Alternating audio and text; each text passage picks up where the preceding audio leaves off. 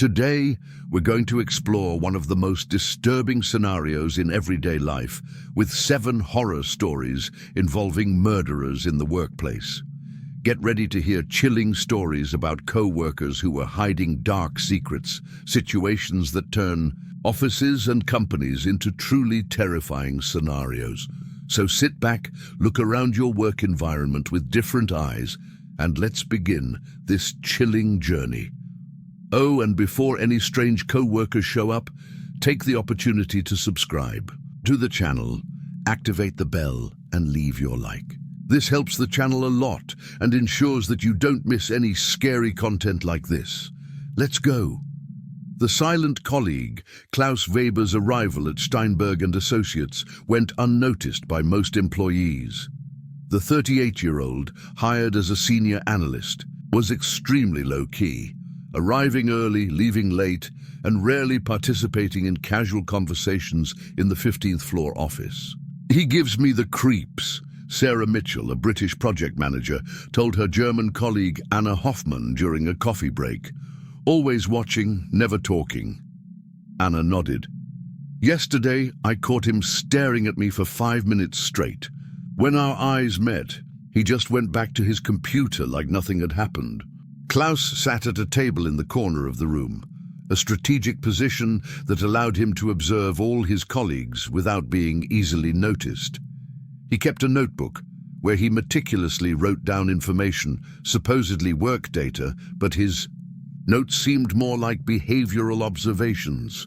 The first disappearance occurred 3 weeks after his arrival. Marcus Schneider, a 29-year-old financial analyst, simply didn't show up for work on a Monday. He didn't answer calls, didn't respond to emails. "Strange," commented the supervisor, Herr Müller. "Marcus has never been absent without notice."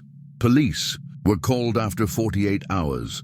Marcus's apartment was intact, but he had disappeared without a trace. Colleagues speculated that he had personal problems or a nervous breakdown. Klaus watched the discussions about the disappearance with peculiar interest, taking discreet notes as his colleagues expressed concern. 2 weeks later, it was Jennifer Walsh's turn, an Irish marketing coordinator. Same situation, she simply didn't show up with no explanation. This time, security cameras in the building showed her leaving as usual on Friday, but not returning on Monday. 2 disappearances. "In 1 month," Sarah murmured to Anna. "That's no coincidence." Anna noticed something disturbing. "Have you noticed that Klaus always asks about the missing people? He wants to know details about the investigations, about what the police have discovered." During a staff meeting, Klaus made a remark that chilled Sarah's blood.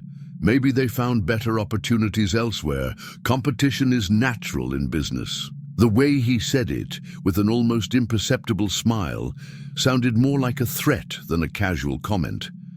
Sarah decided to investigate discreetly. Accessing HR records, she discovered that Klaus had worked for 3 previous companies in the past. 5 years. At each of them, employees had mysteriously disappeared during his employment. "Oh my God," Anna whispered when Sarah shared the discovery. "He's a predator." They decided to document everything before going to the police. They began to secretly observe Klaus, noting his behavior, schedule, interactions. The pattern quickly emerged. Klaus was identifying colleagues he perceived as obstacles to his career advancement. Marcus was being considered for a promotion. Klaus wanted.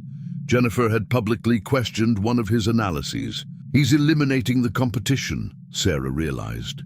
The following Friday, Sarah worked late, pretending to be busy while keeping an eye on Klaus. He remained in the office after everyone else had left, using his keycard to enter restricted areas. Following him discreetly, Sarah discovered that Klaus had created a space in the basement of the building, an abandoned storage room that he had converted into something sinister. Through a crack in the door, he saw disturbing equipment, ropes, sedatives, and what appeared to be personal evidence of his missing colleagues. Sarah tried to back away silently, but she stepped on an empty can. The noise echoed down the hallway. "Sarah," Klaus called quietly. "I know you're there." She ran to the elevator, but Klaus appeared in the hallway, blocking her escape route. "You've always been too curious," he said, approaching slowly. "That's a dangerous quality in the corporate environment." Sarah managed to reach the emergency stairs, climbing desperately while Klaus chased her with methodical calm. "Marcus and Jennifer learned about boundaries," he called after her. "You will too." On the 10th floor, Sarah encountered a security guard making nightly rounds. "Help me," he shouted. "There's a man chasing me." Klaus appeared on the stairs, but when he saw the security guard, he changed his posture completely. "Sarah, I was looking for you. You forgot some important documents." The guard, confused, looked between the two. Klaus seemed perfectly normal, while Sarah was visibly panicked. "He has a secret room in the basement," Sarah explained urgently, "with evidence of the missing colleagues." The security guard decided to investigate. In the basement, they found the room Sarah had described. Suspicious equipment, Marcus and Jennifer's personal documents, and a journal detailing Klaus's plans. Klaus tried to escape, but was stopped by the police, who arrived quickly.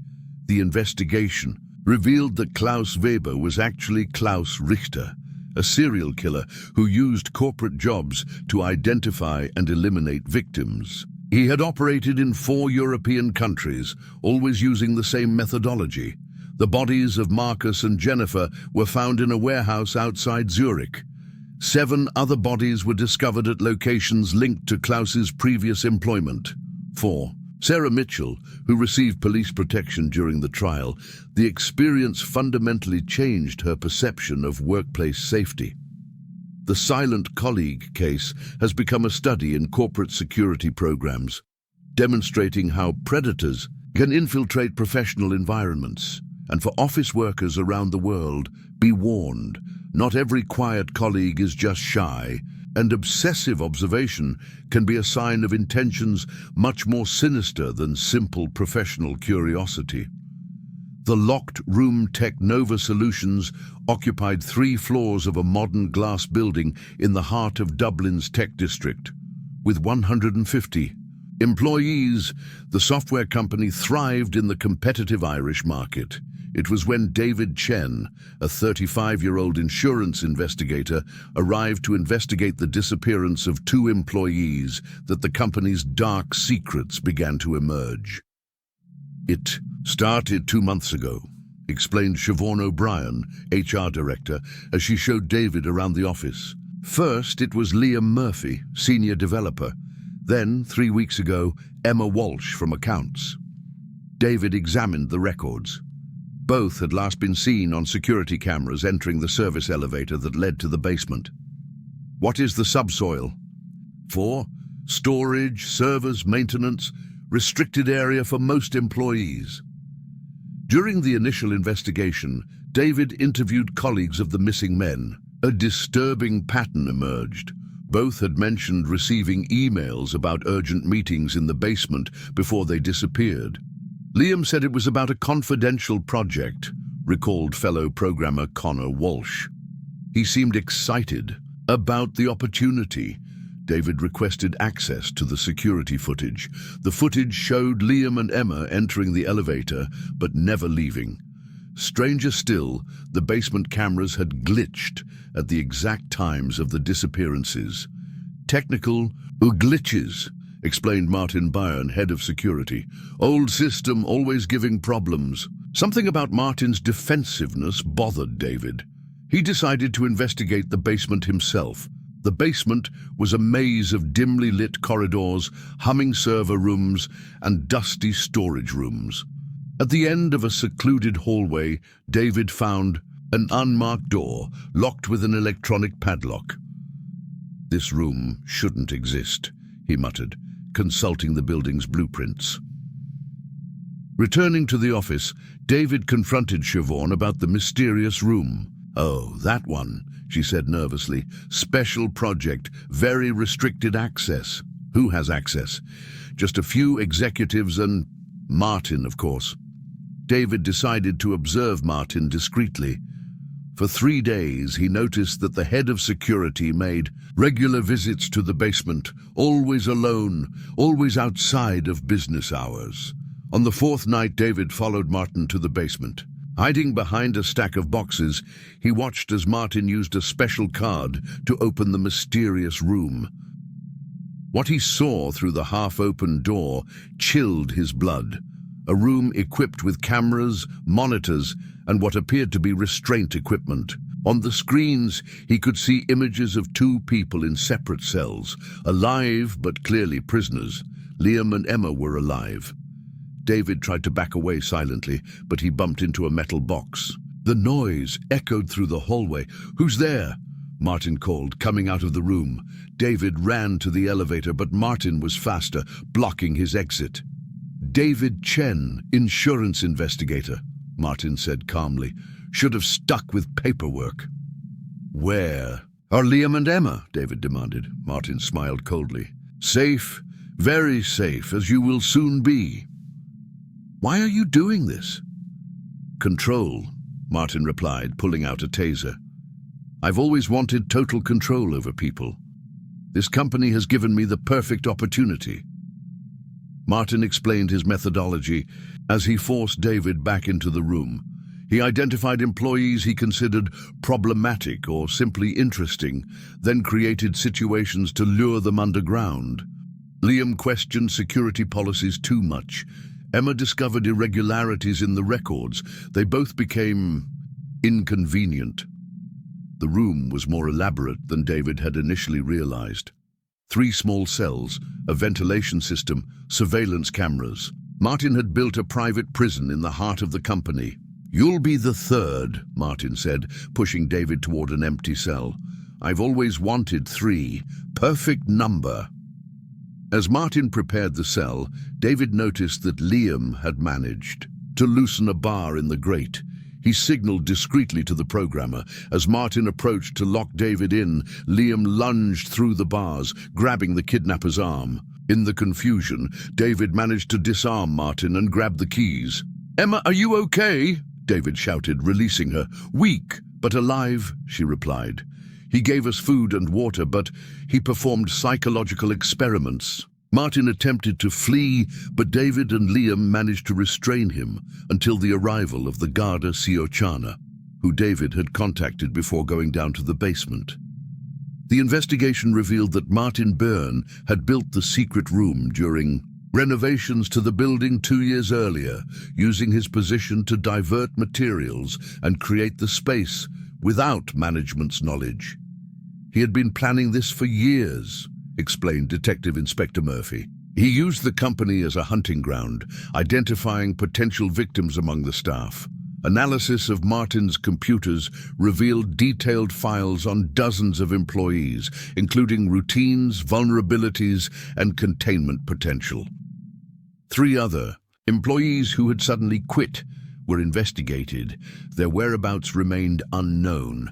For Technova Solutions, the scandal resulted in a complete review of security protocols and an investigation of all spaces in the building. Liam Murphy and Emma Walsh survived physically, but face lasting psychological trauma. Both have sued the company for negligence in conducting Martin's background check. For David Chen, who received recognition for solving the case, the experience reinforced the importance of investigating inconsistencies, even seemingly minor ones. The night shift Rachel Thompson adjusted her stethoscope as she began another night shift on the intensive care ward at Manchester General Hospital. A nurse for 12 years, she was used to the different rhythm of the early morning, less busy, fewer staff, a more tense atmosphere. What bothered her was her new colleague, Dr. Marcus Reed. Hired 2 months ago as a resident physician, he always volunteered for night shifts, claiming he preferred the quieter environment. "He gives me the creeps," Rachel confessed to matron Margaret Davies during a break. "He's always in the rooms of the most critical patients, even when he's not called." Margaret frowned. "Maybe it's just professional dedication." "It's not that. Rachel insisted. I picked him up from room 314 at 3 a.m. yesterday for no apparent reason. The patient was stable. Dr. Reed was meticulous to a fault, always offering to administer medications in the middle of the night, especially to terminally ill or critically ill patients. His constant presence began to bother Rachel when she noticed a disturbing pattern. In the first week of November, 3 patients died during the night shift, all under Dr. Reed's direct care. Although nighttime deaths were common in the ICU, something about the coincidence worried Rachel. Mr. Patterson was getting better, she told nurse Sarah Mills. He was talking yesterday afternoon, and today he's dead. Sarah nodded. And Mrs. Jen too. Dr. Reed said she had sudden complications during the early hours of the morning. Rachel decided to observe Dr. Reed more closely. Over the course of a week, she noticed that he was always present when critically ill patients suddenly got worse. More disturbing, he seemed to be prepared in advance with specific medications. The situation escalated when Kevin Walsh, a 28-year-old nursing assistant, went missing during a shift. Kevin had raised concerns about irregularities in the medical records before he disappeared. He just didn't show up for his next shift, Margaret explained. He's not answering his phone calls. His family doesn't know where he is. Rachel remembered seeing Kevin talking intensely with Dr. Reed the night before he disappeared. When she questioned the doctor, he claimed not to remember any specific conversation. Determined to uncover the truth, Rachel began secretly documenting Dr. Reed's activities. Using her access to hospital systems, she discovered that he had been ordering unusual amounts of prescription drugs, often during night shifts. Morphine, midazolam, propofol, he murmured, scanning the records. Doses that could be lethal if administered incorrectly. The following week, another employee disappeared, Linda Foster, a cleaning assistant who worked the overnight shift. Linda had mentioned seeing strange things in the medicine cabinet. Rachel discreetly confronted Dr. Reed. Did you talk to Linda before she disappeared? I don't remember, he replied calmly. Why do you ask? 2 people from the night shift went missing. This is not normal. Dr. Reed stared at her with cold eyes. Hospitals are stressful places. Rachel, people sometimes break. That night, Rachel decided to follow the doctor. At 2:30 a.m., she saw him heading to the basement of the hospital, an area normally restricted during the early hours of the morning. Following him carefully, she discovered that he had converted an abandoned storage room into something sinister. Through a crack in the door, she saw medical equipment, medicines, and what appeared to be detailed patient records. Most shocking, he saw Kevin Walsh strapped to a stretcher, unconscious but alive. Rachel tried to back away silently, but Dr. Reed appeared behind her. Curiosity killed the cat, Rachel, he said, blocking her exit. What did you do with Kevin and Linda? Kevin found out about my research. Linda saw too much. Dr. Reed smiled coldly. I'm conducting experiments on human limits. The night. Hospital is the perfect laboratory. You're a monster, Rachel whispered. I'm a scientist, he corrected. These terminal patients would die anyway. I'm just speeding up the process for educational purposes. Dr. Reed forced Rachel into the room, where she saw the full extent of its horrors. In addition to Kevin, there was evidence that Linda had also been held there. Where's Linda? Rachel asked. She served her purpose, Dr. Reed replied vaguely. Now you will be the next phase of the experiment. As Dr. Reed prepared sedatives, Rachel noticed that Kevin was beginning to regain consciousness. She discreetly signaled to him. As Dr. Reed approached with the syringe, Kevin managed to partially free himself and attacked the doctor. In the confusion, Rachel escaped and ran to the main floor, setting off every possible alarm. Hospital security found Dr. Reed trying to flee through the parking lot. Kevin was rescued in serious but stable condition. The investigation revealed that Dr. Marcus Reed was actually doctor. He had been disbarred for unauthorized experimentation on patients. Linda Foster's body was found in a basement medical freezer. Post-mortem examination confirmed that she had been used for experimentation before she was murdered. 7 patient deaths during Dr. Reed's shifts have been reclassified as homicides after intentional overdoses of prescription drugs were discovered. 4. Rachel Thompson, who gained recognition for exposing the killer. The experience fundamentally changed her trust in the hospital environment. Hey guys, the stories of murderers at work are still pretty chilling, aren't they? If you're enjoying these scary stories, take a quick break, subscribe to the channel, and leave a like. This really helps the channel grow and motivates me to keep bringing you more chilling content. Now, let's get back to the next stories. There's still a lot of scary stuff ahead. Soon, the internal-externer's arrival at Creative Minds Agency went almost unnoticed. The 24-year-old had been hired as an intern at the renowned London advertising agency, occupying a discreet desk in the corner of the open-plan office in the heart of Soho. "He's weird," Jessica Parker, a 29-year-old creative writer, told her colleague Tom Bradley over coffee. "Always observing, taking notes on everything and everyone." Tom nodded. "I caught him photographing our project boards yesterday. He said it was to learn, but it seemed more obsessive. Alex was exceptionally dedicated, arriving before everyone else and leaving last. His desk was always impeccably organized, with notebooks full of detailed notes about colleagues, projects, and company routines." The first disappearance occurred in the 3rd week of September. Sophie Chen, a 32-year-old art director, simply didn't show up for an important meeting on Monday. She didn't answer calls, didn't respond to messages. "Very strange," commented creative director James Morrison. "Sophie never misses without notice, especially for client presentations." Police were called after 48 hours. Sophie's apartment was normal, but she had disappeared without a trace. Colleagues speculated that she was under stress at work or had personal problems. Alex watched the discussions about Sophie with peculiar interest, taking discreet notes as others expressed concern. "Maybe she found a better opportunity," Alex suggested during a staff meeting. "The advertising market is very competitive." 2 weeks later, it was the turn of David Walsh, a 35-year-old Irish account manager. Same situation. Disappeared without explanation after leaving work normally on a Friday. Jessica began to notice a disturbing pattern. Alex was always asking specific questions about the missing people. He wanted to know about their routines, where they lived, who they associated with. "Don't you think it's weird that Alex is always around when we talk about Sophie and David?" Jessica whispered to Tom.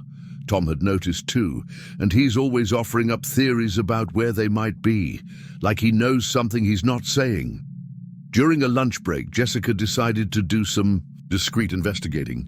Accessing HR records, she discovered that Alex had provided false references. The companies listed on his resume didn't exist. "My God," Tom muttered when Jessica shared the discovery. "Who is he really?" They decided to keep a closer eye on Alex. Over the course of a week, they noticed increasingly suspicious behavior. He was secretly photographing colleagues, writing down arrival and departure times, and seemingly mapping out everyone's routines. The following Friday, Jessica pretended to leave early, but remained hidden in the building. She saw Alex stay late, using his keycard to enter restricted areas. Following him discreetly, he discovered that Alex had created a secret office in the basement of the building, a storage room that he converted into an operations center. Through a crack in the door, Jessica saw walls covered with photos of her colleagues, maps of their daily routes, and what appeared to be personal trophies, objects she recognized as belonging to Sophie and David. Jessica tried to back away silently, but Alex appeared behind her. "Jessica Parker, creative writer," he said calmly. "I always knew you'd be trouble." "Where are Sophie and David?" she demanded. "Safe," Alex replied with a cold smile. "Very safe. In places where they can contribute to my personal projects." Alex explained his methodology as he forced Jessica into the room. He wasn't really an intern. He was a predator who used temporary positions to identify and study potential victims. "Advertising agencies are perfect," he said. "Creative, ambitious. People who work late, easy to isolate." The room was more elaborate than Jessica had realized. Surveillance equipment, detailed documents on each employee, and a map of the city marking locations where he had collected his victims. "Sophie questioned my working methods," Alex explained. "David discovered that I was copying confidential files. They both became inconvenient." As Alex prepared equipment to process Jessica, she noticed that he had left his unlocked cell phone on the table. She managed to send an emergency message to Tom before Alex realized. "Smart," Alex said, picking up the phone. "But Tom is home. Now, no one will come looking for you until Monday." 15 minutes later, however, sirens cut through the silence of the building. Tom had received the message and immediately called the police.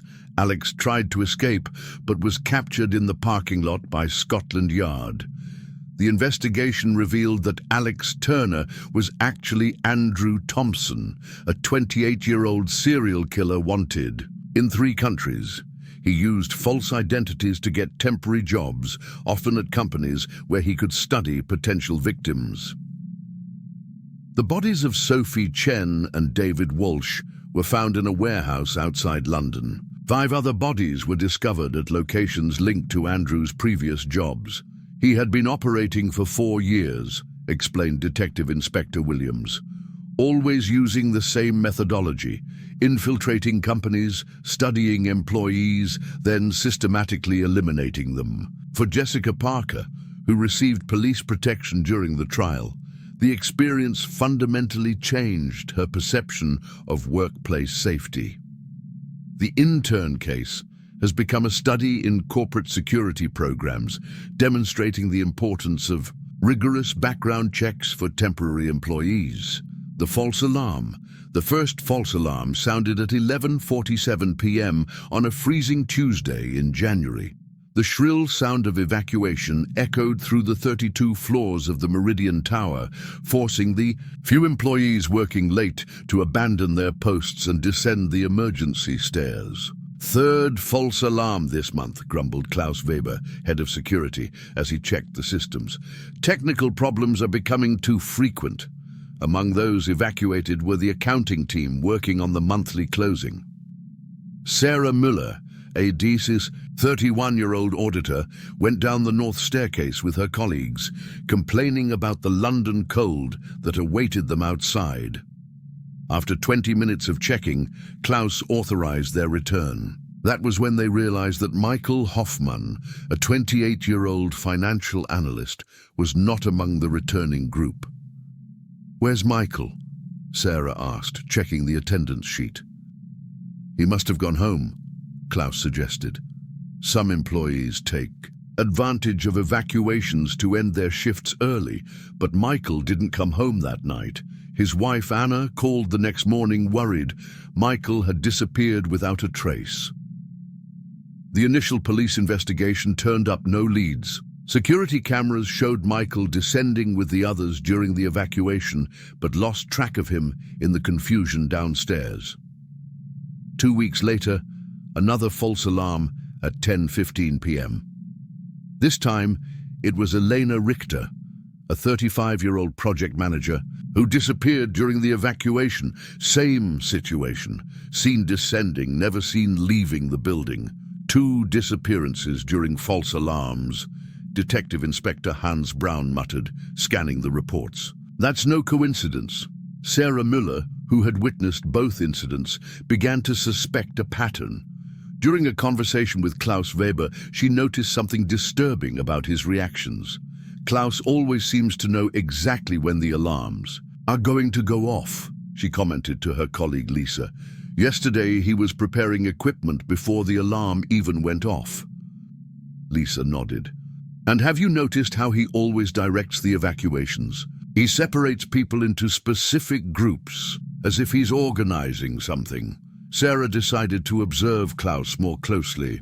Over the next week, she noticed that he was making unusual nighttime patrols, always checking specific areas of the building where the cameras had blind spots. On Friday, another false alarm at 11:30 p.m.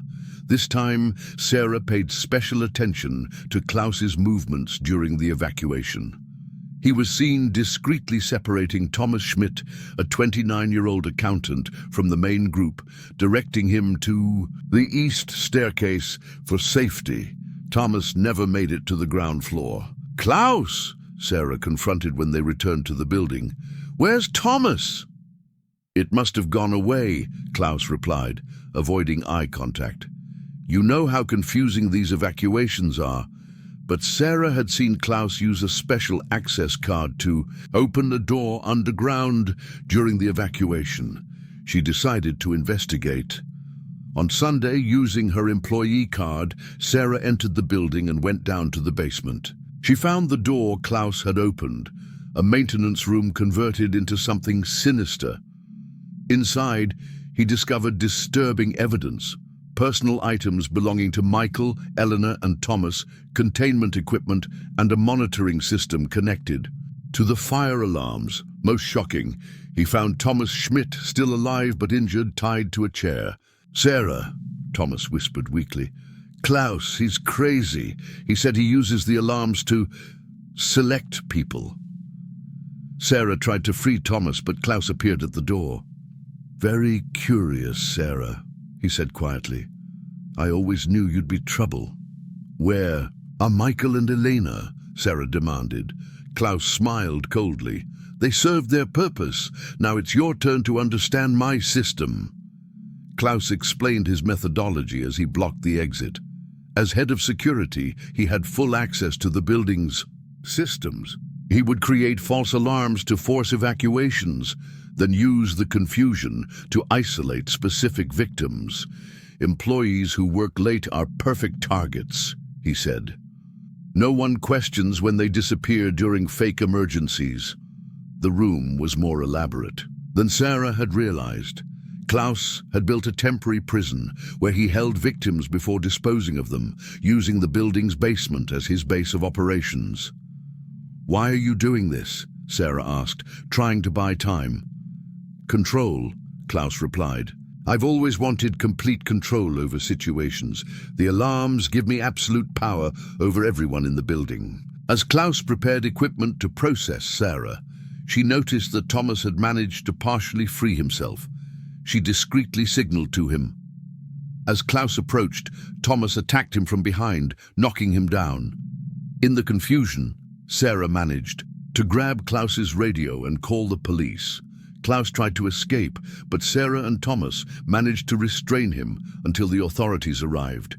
The investigation revealed that Klaus Weber had built his system over 2 years, using his position to create attacking opportunities. The bodies of Michael Hoffman and Elena Richter were found in an industrial warehouse on the outskirts of Frankfurt. He used the alarms as a hunting tool, Detective Braun explained.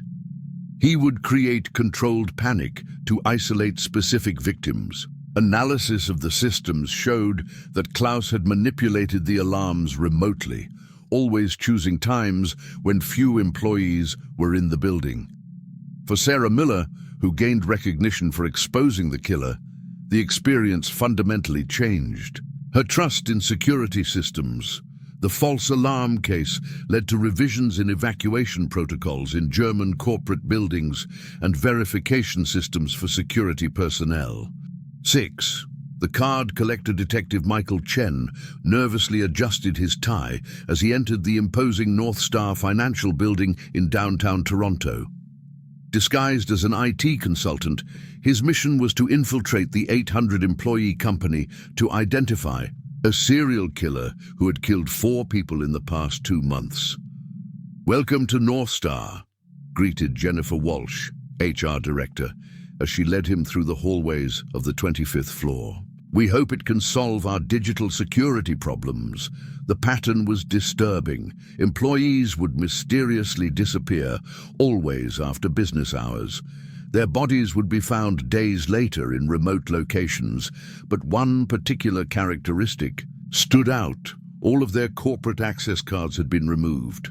"4 victims so far," Chen explained to Sergeant Davis over the secure phone. "Robert Kim, analyst; Susan Taylor, accountant; Mark Johnson, project manager; Lisa Chen, auditor, all had their cards stolen before they were killed." During his first week as a consultant, Chen meticulously observed employees. The killer clearly worked within the company, using inside access to select victims and study their routines. Chen noticed something peculiar. Several employees had mentioned problems with faulty access cards in the weeks leading up to the killings. Someone had been testing or cloning the cards before taking action. "My card stopped working last week," said David Park, a programmer. "I had to get a replacement. Strange, because it was new." Chen quietly investigated the card system and discovered that someone with administrative access had been making unauthorized copies, often of employees who worked late. "It has to be someone from IT or security," Chen muttered, scanning the system logs. During the second week, Chen identified 3 main suspects: Alan Foster, an IT technician; Martin Brooks, a security supervisor; and Kevin Walsh, a systems administrator. Everyone had access to card systems, technical knowledge to clone, devices, and the opportunity to observe vulnerable employees. Chen decided to observe each of them discreetly. Alan Foster seemed too nervous, constantly checking over his shoulder. Martin Brooks was authoritative, but his actions seemed genuinely focused on safety. Kevin Walsh was harder to read, quiet, meticulous, always working late. On Thursday, Chen made a disturbing discovery. Kevin Walsh had been accessing personnel files of employees outside their scope of work, often those who were later murdered.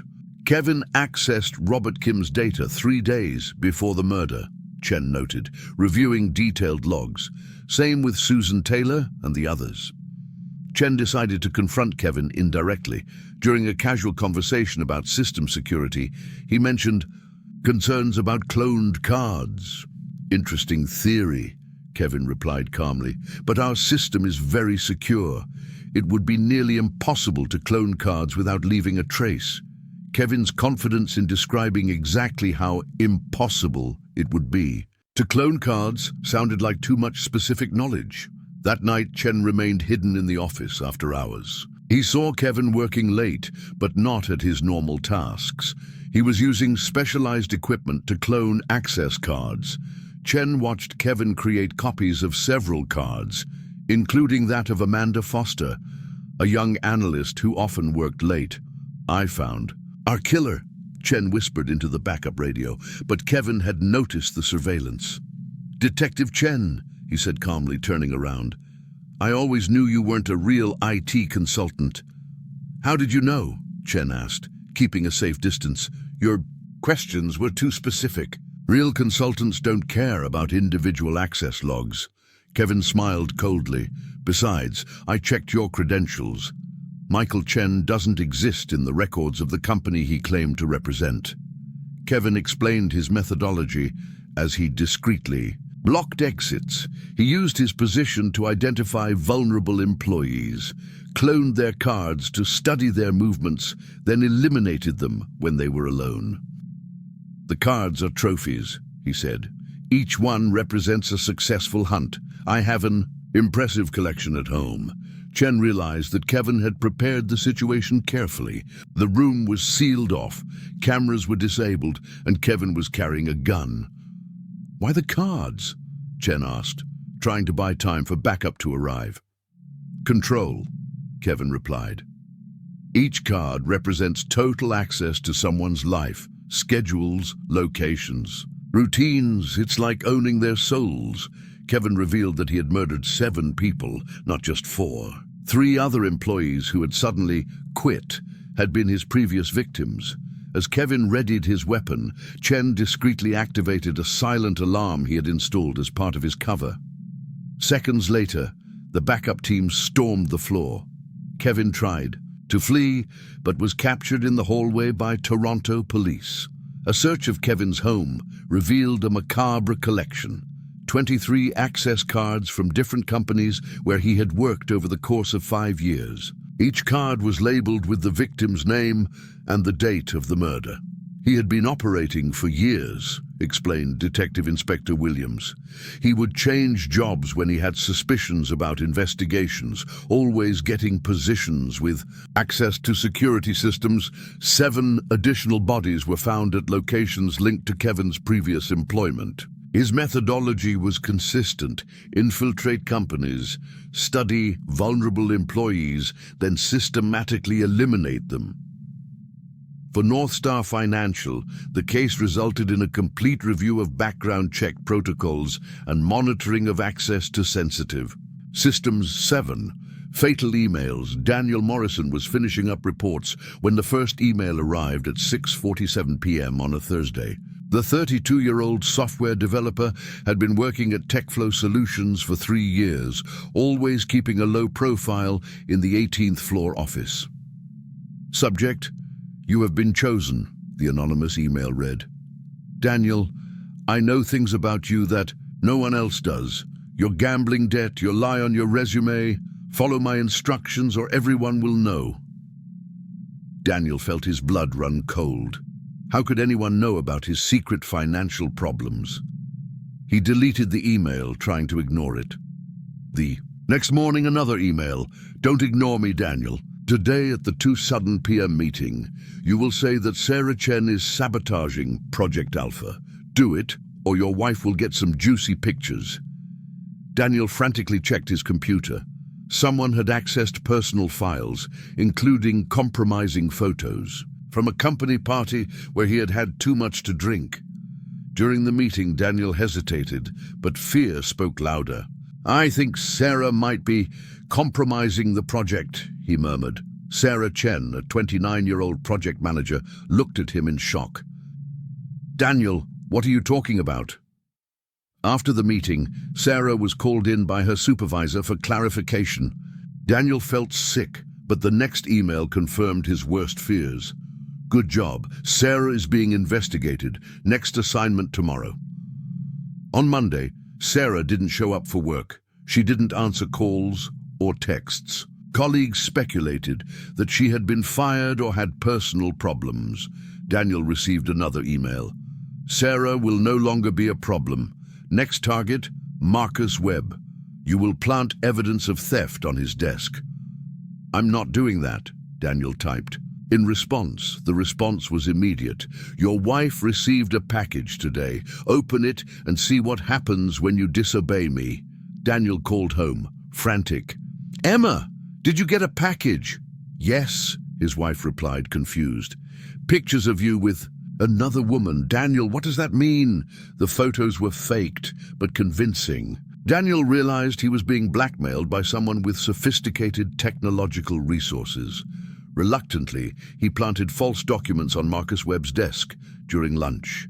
The next afternoon, Marcus was fired for alleged intellectual property theft.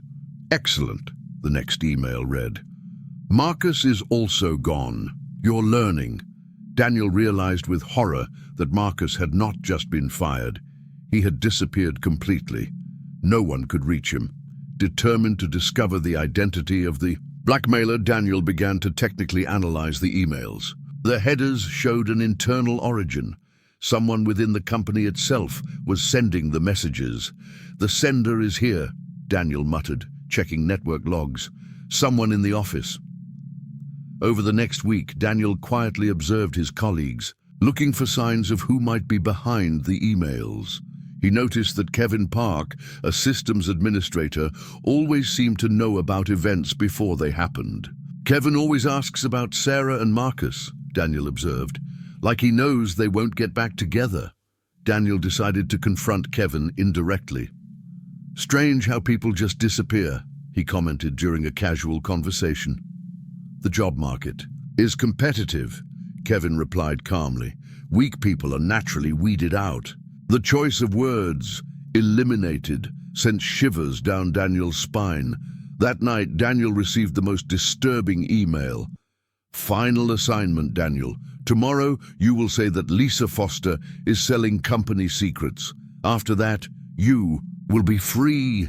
Lisa Foster was a young 26-year-old programmer who was always kind to everyone. Daniel couldn't imagine hurting her. I won't do it, he replied firmly. The response came with an attachment, video of Sarah Chen tied up in a dark place, clearly in distress. Sarah is still alive, the message read. For now, obey or she dies. Lisa Foster too. Daniel realized he was dealing with a murderer, not just a blackmailer. He decided to act. The next morning, instead of accusing Lisa, Daniel went to the police. He explained the whole situation, showing the emails as evidence.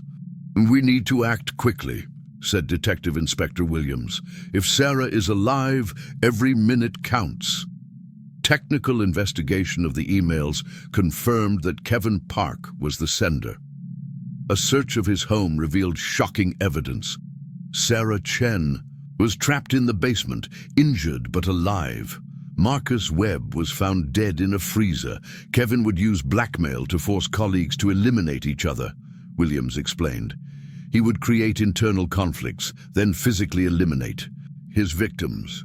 At Kevin's home, police found detailed files on dozens of employees, including personal information collected through unauthorized access to company systems. He had been operating for 2 years, Williams continued. He used his position to gather compromising information, then blackmailed employees into destroying each other's careers. 5 other employees who had suddenly quit were investigated. 3 were found dead on properties linked to Kevin. For Daniel Morrison, who received protection during the trial, the experience fundamentally changed his relationship with technology and digital privacy. The fatal email case has led to rigorous reviews of digital security protocols in Australian companies and monitoring of access to employees' personal information.